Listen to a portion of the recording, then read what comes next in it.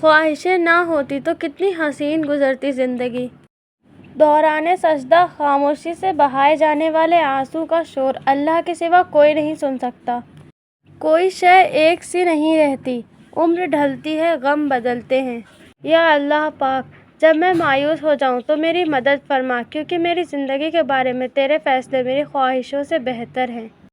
مانا کہ وقت ستا رہا ہے، مگر کیسے جینا ہے یہ بھی تو بتا رہا ہے۔ سفر روز کا ہے اور جانا کہیں بھی نہیں۔ اگر سجدے کے بغیر روح کو سکون مل سکتا تو اللہ کبھی بھی اسے فرض قرار نہ دیتا۔ مکافات عمل کی چکی چلتی بہت آہستہ ہے مگر پستی بہت باریک ہے۔ یہ ممکن ہی نہیں کہ جو ہم دوسروں کے ساتھ کریں وہ ہمارے ساتھ نہ ہو۔ میرے سکون کے لیے اتنا ہی کافی ہے جب میرا دل کہتا ہے اللہ ہے نا، وہ سب ٹھیک کر دے گا۔ کسی کو اس کی من پسند چیز دے کر شکر کے آداب سکھائے گئے، اور پھر مرنے کے بعد ہم بھی اچھے ہو جائیں گے۔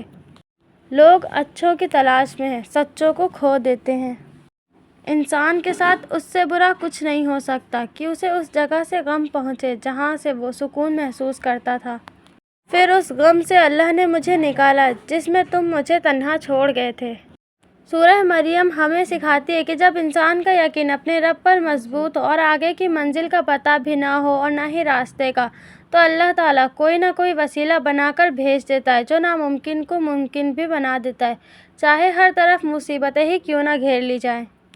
جو شخص خواہشات کا بندہ بن گیا اس کے لیے اللہ کا بندہ بننا ممکن ہی نہیں۔ یہ جو گزر رہا ہے وقت نہیں، زندگی ہے۔ حضرت علی رضی اللہ تعالیٰ عنہ نے فرمایا، اس سوچ کے ساتھ زندگی میں آگے بڑھو کہ اللہ نے یقیناً بہترین ہی سوچا ہوگا۔ یا اللہ، غریب رکھ پر اپنے قریب رکھ، بار بار آ سکوں تیرے گھر، میرا ایسا نصیب رکھ۔ مجھے رشک آتا ہے اپنے مقدر پہ، ہمیں وہ نبی ملا جو نبیوں کا سردار ہے۔ آئی پھر یاد مدینے کی رلانے کے لیے، دل تڑپ اٹھا دربار میں جانے کے لیے۔ وہ رب کن کہتا ہے اور تمہارے آنسو سکون میں بدل جاتے ہیں۔